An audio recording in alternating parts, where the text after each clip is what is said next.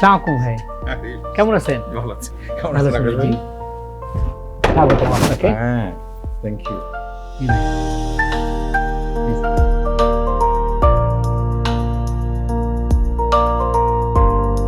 প্রিয় দর্শক, Asha home care presents avenue to success প্রোগ্রামে আমি আকাশ রহমান আপনাদেরকে স্বাগত জানাচ্ছি।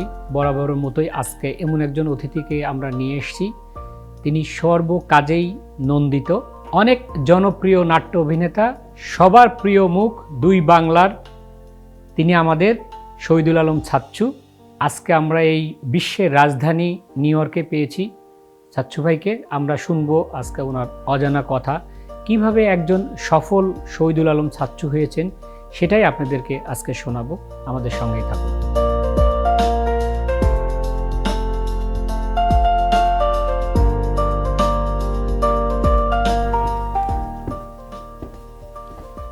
বলবো? জি প্লিজ। আচ্ছা, thank you. প্রিয় দর্শক, আমরা আমাদের স্টুডিওতে আজকে এমন একজন অতিথিকে আমন্ত্রণ জানিয়েছি অ্যাভিনিউ টু সাকসেস প্রোগ্রামে। আমরা যে প্রোগ্রামটা ডিজাইন করি এইভাবে যে বিশ্বের যেখানে বাংলাদেশি সাকসেসফুল মানুষ আছে, তিনি শুধু টাকার জন্য সাকসেস তা না, তার কর্মের সাকসেস, তার কাজের সাকসেস। তো এমন একজন মানুষকে আমরা আজকে স্টুডিওতে আমন্ত্রণ জানিয়েছি। তিনি হচ্ছেন সবার প্রিয় জনপ্রিয় অভিনেতা, দুইবার জাতীয় চলচ্চিত্র পুরস্কার পেয়েছেন, আমাদের সবার প্রিয় শহীদুল আলম ছাচ্চু। শহীদুল ভাই, আমরা আপনাকে আবারও স্বাগত জানাচ্ছি অ্যাভিনিউ টু সাকসেস প্রোগ্রামে। আমরা আপনার কাছ থেকে শুনবো আজকে আপনার অজানা কথা, যেটা আসলে ক্যামেরার সামনে আপনি কখনো বলেন। মানুষ জানে শুধু একজন দুর্দান্ত একজন অভিনেতা, যার অসংখ্য নাটক জনপ্রিয়তা পেয়েছে এবং ভালো ভালো মুভি হয়েছে, সুপারহিট মুভি তখনকার সময় যদি আমরা বলি। যে মুভি দুটোর জন্য আপনি চলচ্চিত্র পুরস্কার পেয়েছেন, জাতীয় চলচ্চিত্র পুরস্কার পেয়েছেন। আসলে মানুষ চিন্তা করে যে একজন অভিনেতা, কিন্তু আপনি একজন ভালো পিতা, ভালো হাজব্যান্ড। আপনার দুইটা কন্যা সন্তান আছেন, যিনি একজন আমেরিকার মতো ইউনিভার্সিটিতে পড়েন। তো এই যে এত কিছুর পরেও আপনি এখনো, আপনাকে দেখলে মনে হয়নি যে আপনি বয়স 40-45। তো সব কিছু আমরা শুনবো।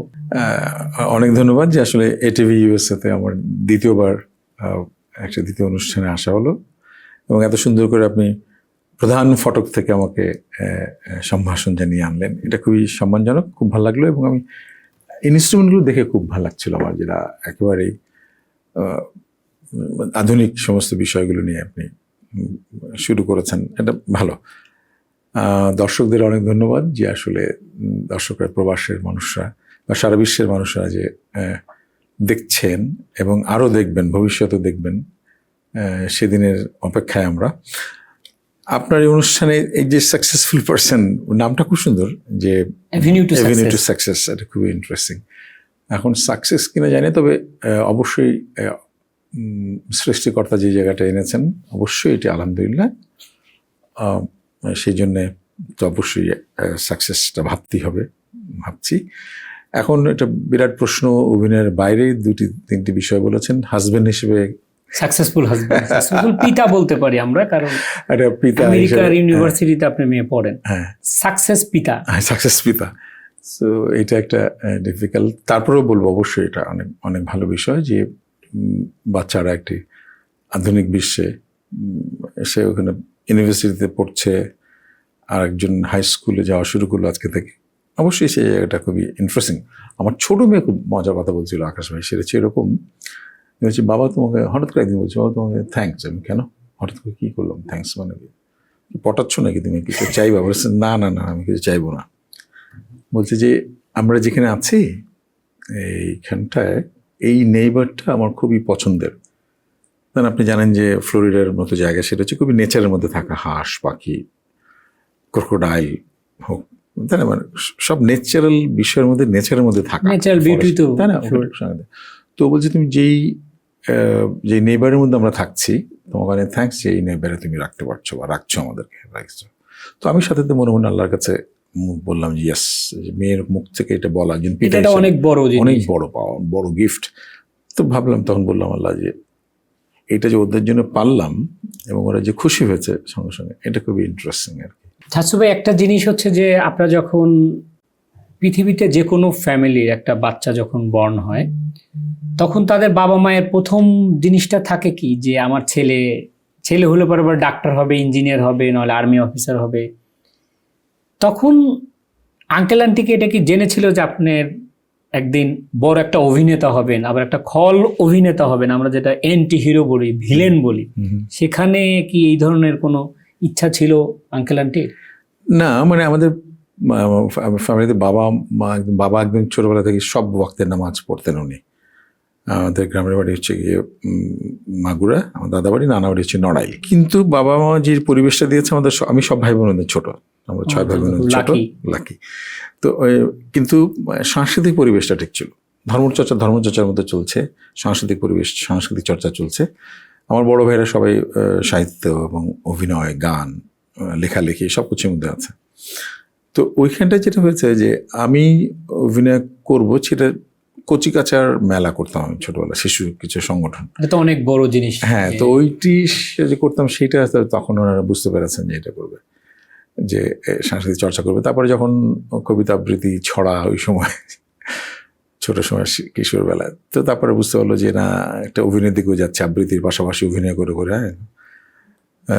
তো যখন অভিনয়ের দিকে যাচ্ছে বুঝতে পেরেছে, জিজ্ঞেস করেছে আমাকে সরাসরি, না বাবা, আমি বলি না, আমি এটা ছাড়তে পারবো না, আমি করবো, অভিনয় করবো। বলে আচ্ছা, নিশ্চয়ই তোমাকে একসময় হেদায়েত দিবেন আল্লাহ। তো আমি মসজিদের পাশে রিহার্সেল করতাম, সেটা শব্দ যেত। তো অন্য মুসল্লিরা সব বলতেন কালাবাগান স্টাফ কোয়ার্টারে যে আপনার ছেলে কি করছে, তো শব্দ, মানে গলার এক্সারসাইজ করা বা ছন্দের এক্সারসাইজ করা, থিয়েটার তো এটা করতে হয়। তো বলতেন দেখেন কি করেন, আমাদের সময় কি করে। আঙ্কেল আন্টি কখনো বাধা দেয়নি? না, বলেছেন তুমি ছাড়তে পারলে খুব ভালো করবে, তো কিন্তু এটা বাধা দেয়নি। এবং আমার বড় ভাইরা আছেন, বড় ভাই বড় বোন, সো তারা ছাড়তে পারলে ভালো, কিন্তু মানে ইনডাইরেক্টলি ছেড়ে দাও, বা জিজ্ঞেস করে, আমি ছোট ছেলে তো জিজ্ঞেস করেছে তুমি কি ছাড়বা কিনা। ছোটদের যা হয় অ্যাডভান্টেজ, অনেক বেশি আদর করে, তাই না? না, এইটা হয়নি যে আপনার যখন আপনি ন্যাশনাল অ্যাওয়ার্ড পেয়েছেন তখন ডেফিনেটলি মানুষ বলছে এই যে ছাচ্ছু ভাইয়ের বাবা যাচ্ছে, ওইটা অভিনয় শুরু করার সময় থেকেই গেছে। যদি আপনি জিজ্ঞেস করেন, সেটা হচ্ছে যে বিটিভিতে যখন অভিনয় করি তখন তো এই সমস্ত এত চ্যানেল, প্রাইভেট চ্যানেল ছিল না, একমাত্র এই বিটিভি। তো সেখানে যখন নাটক করেছি আমরা, তো ওই সময় তখনই হয়তো লোকজন বলেছে, বা আমাকে, বিশেষ করে বাবাকে বলেছে। তো উনি মিচকি হাসতেন, কিন্তু ওনাদের কথা হচ্ছে যে না, একটু যদি পড়াশোনাটা আরো বেশি ভালো করতে, অথবা যদি একটা গভর্নমেন্ট চাকরি করতে, তাহলে বাদে ভালো হতো। বিভিন্ন সময় বিভিন্ন পর্যায়ে এগুলো বলা। আচ্ছা ভাই, আপনাকে ধন্যবাদ। আমাদের একটা ছোট্ট বিজ্ঞাপন বিরতিতে যেতে হবে, বিরতির পর আমরা ফিরে আসব। দর্শক, এতক্ষণ দেখছিলাম Asha home care presents avenue to success program. তো ছোট্ট একটা বিজ্ঞাপন বিরতিতে যেতে হচ্ছে, কোথাও যাবেন না, আমাদের সাথেই থাকুন।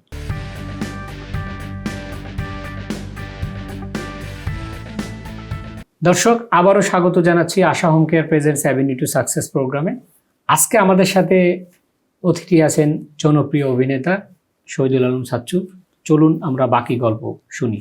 তো যেটা হচ্ছে, আব্বা একদিন আমাকে চিনতে পারেনি। আমি বিটিভিতে নাটক করে তার পরের দিন মেকআপ দিয়েছে, যেহেতু তো মেকআপ তুলিনি। এটা কে তুলে? তখন তো সমস্ত সিস্টেমও জানতাম না। তো মুখ পানি দিয়ে ধুতে হতো, তো ধুলে তো উঠতো না। তো সেদিন ধুইও নি আমরা, যে বিকেলবেলা ঘুরছি, তো ছেলেমেয়েরা দেখছে, স্ট্যাটাস, একটা সোশ্যাল স্ট্যাটাস যেমন তাকাচ্ছে, কি মানে হয়তো সে এমনি তাকিয়ে যায়, তাও জিজ্ঞেস করি যে কি মানে ফর্সা লাগছে কেন, মেকআপ দেওয়া, অভিনয় করেছে। এই মহল্লার এই স্ট্যাটাস নিয়ে করছি। তো আমার বাবা আসলে নামাজ পড়তে যাচ্ছে না, অফিস থেকে এসে, যে কে সাচ্চু না, উনি চিনতে পারেনি।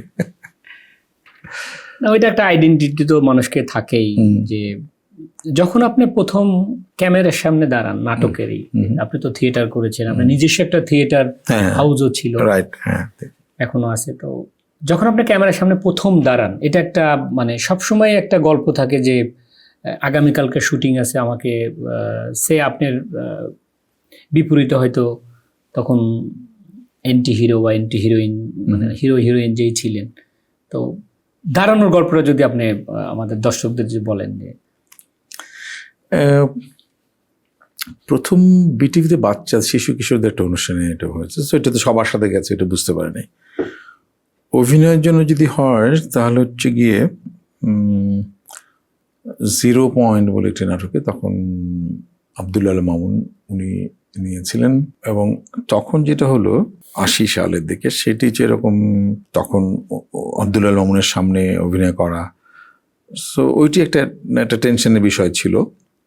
তার আগে ছিল কয়েক বছর আগে যেটা ছিলেন যে মানে মমতাজ স্যার এবং জিয়া আনসারি সহ অধ্যাপক মমতাজউদ্দিন অভিনেতা এবং অধ্যাপক, তো ওনার একটা ইন্টারভিউ নিচ্ছিল।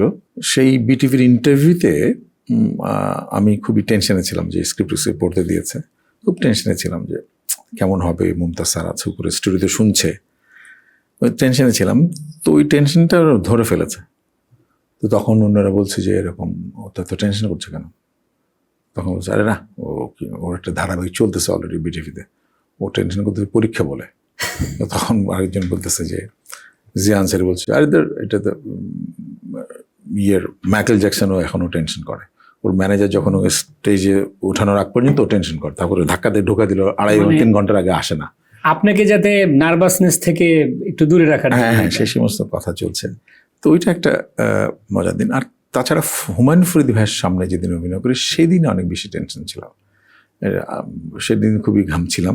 আসলে একজন পারফর্মারদের যেটা হয় সেটা হচ্ছে যে যিনি তার সঙ্গে অভিনয় করেন তারা যদি অনেক বেশি শক্তিশালী হয় তখন নার্ভাসনেস পাওয়া যায়।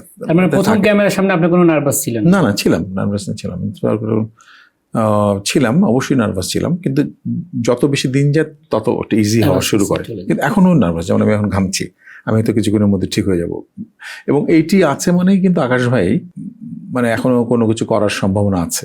যখন নার্ভাসনেস একদম থাকবে না, তার মানে আসলে আমি কাউকেই কাউন্ট করছি না, আমি আমার দর্শকদেরকে শ্রদ্ধা করছি না, আমার দর্শকদেরকে ভালো কিছু প্রেজেন্ট করবার জন্য আমার ইচ্ছা নাই। সো খুব ইন্টারেস্টিং একটা কথা, মানুষ এটা জানবে যে আসলে দর্শকদের খুশি করানোটা জন্যই আপনারা অনেক চেষ্টা করেন, ভিতর থেকে নার্ভাস হয়ে যান যে দর্শক এটা অ্যাকসেপ্ট করছে কিনা। দর্শক একরকম দর্শক না, মানে আপনি কোটি কোটি দর্শক পড়ছেন।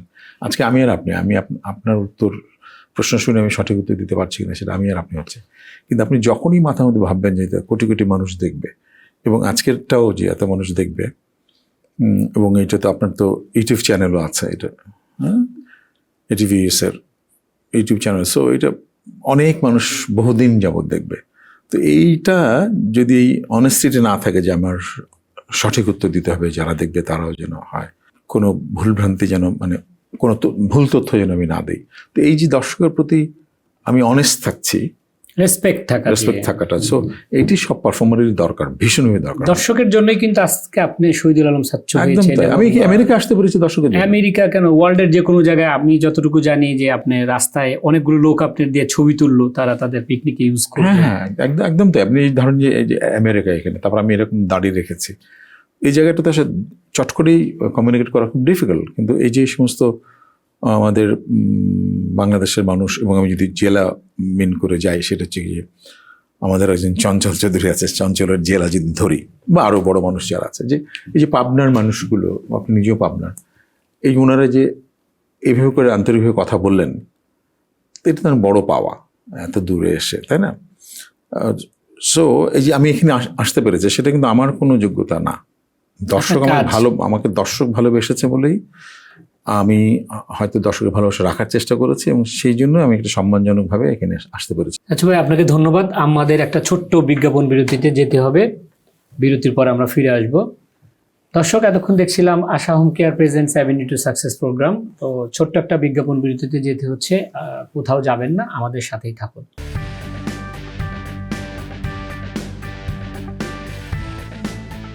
দর্শক, আবারও স্বাগত জানাচ্ছি Asha home care presents avenue to success প্রোগ্রামে। আজকে আমাদের সাথে অতিথি আছেন জনপ্রিয় অভিনেতা শহীদুল আলম সাচ্চু। চলুন আমরা বাকি গল্প শুনি। এই শহীদুল আলম সাচ্চু হওয়ার জন্য আপনি ডেফিনেটলি 1990 থেকে আপনার যাত্রা শুরু, আর তারও আগে থেকে। বেসিক্যালি 90 থেকে আপনি মিডিয়াতে, কিন্তু স্টেজে আমি শুরু করেছি আরো 82 সাল থেকে। আমরা মিডিয়াটা যদি 90 থেকে আজকে আপনার 46 ইয়ার্স 45 ইয়ার্স হয়ে যাচ্ছে, তো এই 45 ইয়ার্সের যে পথগুলো কি খুব কমফোর্টেবলি আপনি এখানে চলে এসেছেন, নাকি আপনাকে অনেক স্ট্রাগল করতে হয়েছে?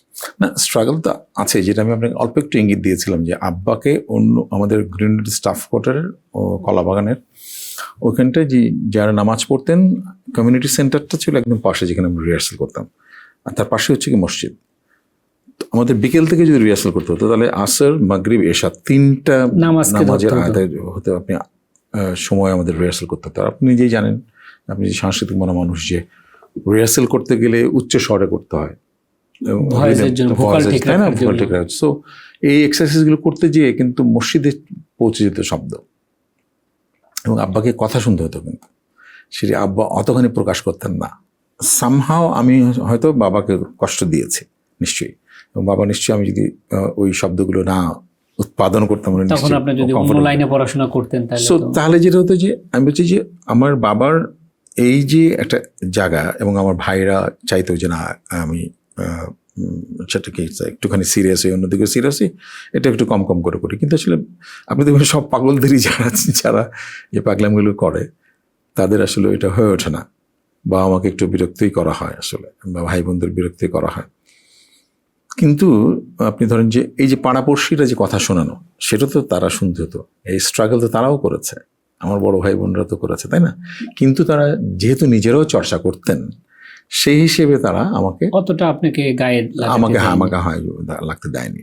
তো সেইটা তো আছেই যে এটা তো আপনি গেল যে আপনার কথা শোনার, বাট আপনার ফিনান্সিয়ালি বা যেমন থিয়েটারে আমি যতটুকু জানি যে একজন থিয়েটার কর্মী যখন হয়, আপনার থিয়েটার নিজে ওনার ছিলেন সেটা আলাদা, যখন একটা কর্মী ছিলেন থিয়েটারের বাথরুম থেকে শুরু করে সবই থিয়েটারে নিজেদের লোকজন করতে হয়, এবং একটা না আপনারা 2 দিন পর্যন্ত রিহার্সাল করছেন। এই যে স্ট্রাগল গুলো, এগুলো হচ্ছে মানুষ শুনতে চায়। হ্যাঁ, মানে এটা হচ্ছে কি, মানে আমি আমাদের দলের প্রথমে আমরা 12 বছর কাজ করেছি আর্তনাদ থিয়েটার নামে, আর্তনাদ থিয়েটার। তারপরে 12 বছর, তারপরে 25-30 বছর আমরা করেছি হচ্ছে থিয়েটার সেন্টার নামে। তো সেখানটায় আমি একটা দলপ্রধান হিসেবে কাজ করেছি। আমাদের যে ছেলে মেয়েগুলো যারা আছে, খুবই ইন্টারেস্টিং আজকে বলতে হয়, সেটা হচ্ছে যেমন কষ্ট করেছি আমরা, তখন হয়তো বিজ্ঞাপনে টাকা দিতে পারতাম না। বিজ্ঞাপনে টাকা ইত্তেফাকে দিতে গেলে দেখা গেলো যে হয়তো আমরা যে সেট টেট নিয়ে যাব মহিলা সমিতি মঞ্চে বেলি রোডে, সেখানে ওই ঠেলাগাড়ির যে ভাড়া সেটি দেওয়া হতো না, তখন তার পিক আপ ভ্যান ছিল না, তখন হচ্ছে ঠেলাগাড়ি ছিল। সো এই যে আমরা আমাদের কলাবাগান থেকে বা ধানমন্ডি থেকে নিয়ে যেতে যে টাকাটা ওঠানো, সেটা পারতাম না। আমাদের আবার নাটক, ছোট ছোটদের এদের নাটক আবার কারা দেখতে আসবে টিকিট কেটে, সেটার বিষয় ছিল। পুশিং সেল, আমরা বাসায় যে পুশিং সেল করতাম। এমনও হয়েছে আমাদের, আমরা একটা ফেস্টিভ্যাল করব কলকাতা থেকে, PLT বল, people little theatre, Utpal Dutt এবং তার স্ত্রী সহ ওনাদের দলটি আসবেন। তো সেই মুহূর্তে উৎপল দত্ত মারা গেছেন। তো ওনার স্ত্রী বলেছে যে না, যে আমরা যাবই, সুভাষ বলেছেন আমরা যাবই, যেহেতু আমরা কথা দিয়েছি, এবং এত খুবই একটা চমৎকার যে বাচ্চা ছেলেপেলেরা একটা ফেস্টিভ্যাল করছে, 12 বছর ওদের পূর্তি, আমরা যাবই। তো ওনারা আসলেন, এবং সেইটি সময় আমাদের, আমরা একটা 12টা নাট্য দলকে ক্রেস্ট বানানো, তখন খুব কষ্ট, মানে টাকা পয়সা বেশি লাগতো। তো তখন আমাদের একজন নাট্যকর্মী, তিনি তার সোনার গহনা বিয়েতে যা ছিল সেটি বিক্রি করে দিলেন, এবং দিলেন যে গহনা বিক্রি করে দিয়েছেন, টাকা দিলেন যে এই 12 দিনের ফেস্টিভ্যাল, 12টা দল আসবে, প্লাস ইন্ডিয়া থেকে আসছে, বানানো, তাদের খাওয়া দাওয়া, প্লেনের টিকিট দেওয়া, কলকাতা থেকে আসছে।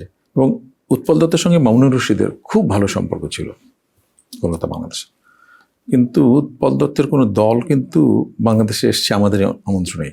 এই সমস্ত তখন কেবল যুবকের দিকে যাচ্ছি আমরা, সেরকম একটা সময় আমাদের এটা দেখে শুধু জানে যে উৎপল দত্তকে ভালোবাসে, এইটুক ছেলে মেয়েদের এরা এত পছন্দ করে। তো উনি যেহেতু ওনাদের নাটকগুলোর মধ্যে একটু রাজনৈতিক বিষয় থাকতো, একটু বাম এবং সাধারণ মানুষের কথা থাকতো, এই সমস্ত ছেলে পেলে বাংলাদেশের ঢাকা শহরের এরা এরকম পছন্দ করছে, শ্রেণী সংগ্রামের কথা বলে এরা, সো এদেরটা যেতেই হবে। তো ওনারা এসে যেটা হচ্ছে যে আমরা তো ফিনান্সিয়াল এফোর্ড করা খুব ডিফিকাল্ট।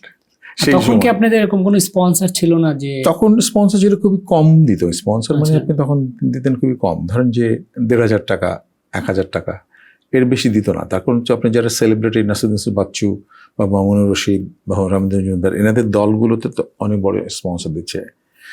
আপনি যেমন এখানে দিয়ে থাকেন এখানে আমেরিকাতে বা নিউ ইয়র্কে, সো আপনি হয়তো 4 জন বা 5 জন 6 জনকে দিতে হচ্ছে। তো আমরা যখন যাওয়ার আগে ওনারা তো প্ল্যান করতেন অনেক আগে থেকে, 2 বছর পরে ওনারা ফেস্টিভ্যাল করবে, আর আমরা তো হঠাৎ করে করেছি, এক বুক 6 মাস হ্যাঁ আগে থেকে বুক করতে। তো সো ওনারা বিজ্ঞাপনের কাছেও চলে যেত আগে, কারণ আমরা তো হঠাৎ করে করেছি, 9 মাসের মধ্যে পটায় ফেলছি ওনারা আসতেছে। এখন আমরা বিজ্ঞাপনদাতারা বলছে যে আপনি বলছেন আমি তার আগে 4 জনকে দিয়ে দিয়েছে, আচ্ছা ঠিক আছে জ্যেষ্ঠ, ঠিক আছে 1000 শুনলে তো আমাদের খুশি যেত। সেখানে 700 টাকা দিয়ে আমাদের আমার মনে আছে 18 বাংলার মাহফুজ ভাইরা থাকতেন সেন্ট্রাল রোডে, ওনারা আমাদের 700-800 টাকা দিয়েছেন। আমাদের অলরেডি মাইকের ভাড়া, স্টেজের ভাড়া, ডেকোরেটর ভাড়া, চেয়ার ভাড়া সব দিয়ে ওইটুকুর মধ্যে হয়ে গিয়েছিল। সো তখন টাকার চেয়ে দামও ছিল অনেক। তো যাই হোক, তো এই যে স্যাক্রিফাইস করা এবং নিজেরা শুধু সিঙ্গারা খেয়ে থাকা, কিন্তু ওনাদের অনেক ভালো ভালো খাওয়াচ্ছি আমরা আমাদের গেস্টদেরকে, বা অন্য নাট্যদল থেকে যারা এসছে তাদেরকে একটু টাকা দেওয়া, তাদের ভাড়া দেওয়া। তো এই জায়গাগুলো অনেক বেশি ছিল। এবং আমাদের মাসের পর মাস আমরা হয়তো শুধু বাসায় হয়তো 1-2 বেলা যখন খেতে পারছি তখন হয়তো ভালো খাচ্ছি, কিন্তু তাছাড়া নাটকের ছেলে মেয়েদেরকে নিয়ে না, একজন গহনা বিক্রি করে দিয়েছেন তার বিবাহ, এটা তো অনেক বড়। এটা তো মানুষ আসলে জানে না। মানুষ চিন্তা করে যে আপনি একটা নাটক করে হয়তো 20,000 টাকা পাচ্ছেন, 10,000 টাকা পাচ্ছেন, বাড়ি গাড়ি ফ্ল্যাট কিনে হয়েছেন, কিন্তু একজন ভদ্র মহিলা যে আপনার কর্মী, তিনি গহনা বিক্রি করে দিয়ে একটা দলকে এস্টাবলিশ, তাদেরকে এন্টারটেইন করার জন্য, এটা অনেক বড়। এর জন্য আসলে আপনাদেরকে মানুষ স্যালুট করে। এই জন্য একজন শহীদ আলম ছাত্র হতে পারে না, এটা শুধু আমাদের দলে আকাশ তা না। আপনি নিশ্চয়ই দেখবেন যে একেবারেই সারা বাংলাদেশে যারা নাট্য চর্চা করেন তাদের সব দলেরই কিন্তু এরকম ঘটনা অনেক আছে। বিদেশ থেকে হয়তো ঘড়ি পাঠিয়েছে, সেই ঘড়ি ক্যাসিও ঘড়ি তখন হয়তো বিক্রি করে দিল নাটক দল। তো তারপরে হয়তো পরবর্তীতে হয়তো আপনি ক্যামেরা পাঠিয়েছে, সেই ক্যামেরা দিয়ে দিচ্ছে নাট্যকর্মীরা। সো নাট্যকর্মীরা কিন্তু এরকমই এফোর্ট দিয়ে করতে, এরকম ভালোবেসে করেছে। হ্যাঁ, ওটা তো বাড়ি থেকে অনেকে আবার ডিটাচ থাকে না, অনেকেই বাবা মা নাট্যকর্মী, আমার ছেলে নাটক করে বা থিয়েটার করে এটা পছন্দ করে না, কিন্তু টাকাও দেয়নি। হ্যাঁ, টাকাও দেয়নি। সো নিজেদের পড়াশোনা, নিজেদের ব্যক্তিগত খরচ নিজেদেরই হয়তো আর্ন করতে হতো, সেসব মিলে। এবং এটা কিন্তু এই চিত্রটা বাংলাদেশের সমস্ত নাট্য দলগুলোরই এরকম। এবং যেই জন্য আপনি বলছিলেন কালকে যে অনেকের অভিনয় ভালো লাগে না, অনেকের অভিনয় ভালো লাগে, যাদের ব্যাকগ্রাউন্ডটা এরকম তাদের ভালো লাগতেই হবে, লাগতেই হবে।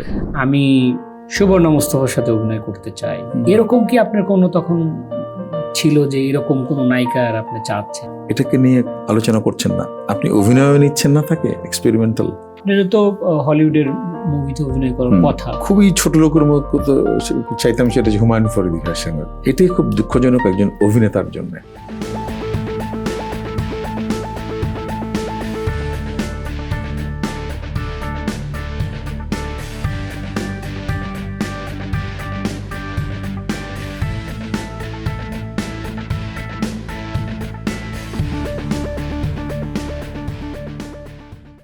ATV USA, বিশ্বজুড়ে বাঙালিয়ানা।